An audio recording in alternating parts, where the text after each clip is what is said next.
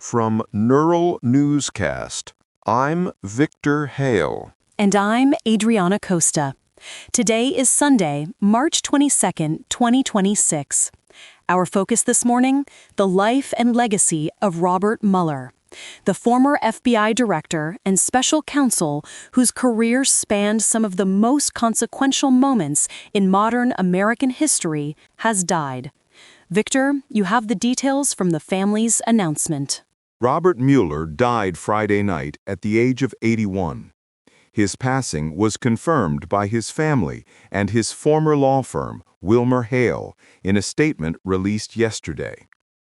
While a specific cause of death was not immediately shared, the family noted that Mueller had been living with Parkinson's disease since 2021.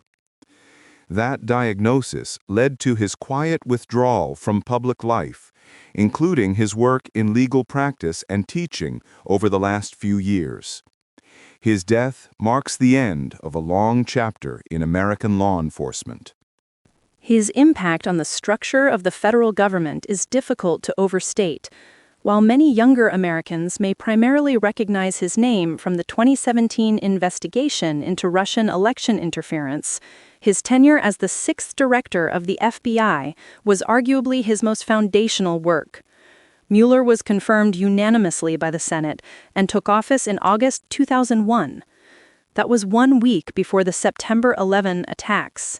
He is the person who effectively pivoted the Bureau from its traditional focus on domestic crime solving to becoming a global counterterrorism agency. That transition was unprecedented, Adriana. Mueller was granted significant new powers through the Patriot Act to track and neutralize threats. He ultimately led the FBI for 12 years, serving through the entirety of George W. Bush's presidency.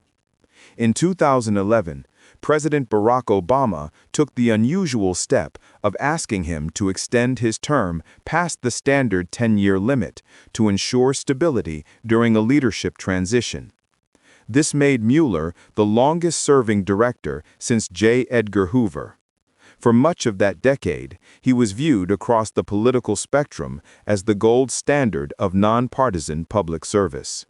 That perception for impartial duty faced its greatest test when he was called back into the public eye in May 2017.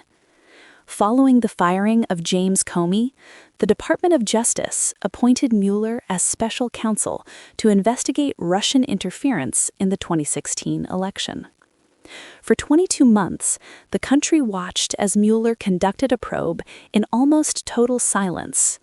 He famously never leaked information to the press and never spoke publicly until the investigation concluded. It was a period of intense national tension, with the public waiting for a definitive resolution. The legal numbers resulting from that investigation were vast.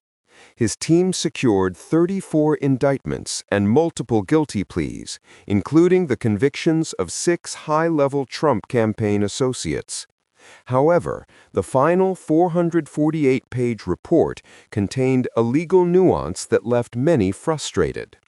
Mueller found that while Russia did interfere in a sweeping and systemic fashion, there was not sufficient evidence to establish a criminal conspiracy between the Trump campaign and Moscow. Yet, he specifically noted that while the report did not conclude the president committed a crime, it also did not exonerate him. It was a conclusion that deepened the national political divide. Beyond the politics, it is also worth looking back at the man's character. Before his legal career, Mueller was a Marine lieutenant who led a rifle platoon in Vietnam.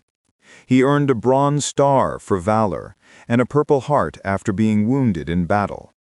Those who worked closely with him often remarked that his sense of duty was forged in that military experience.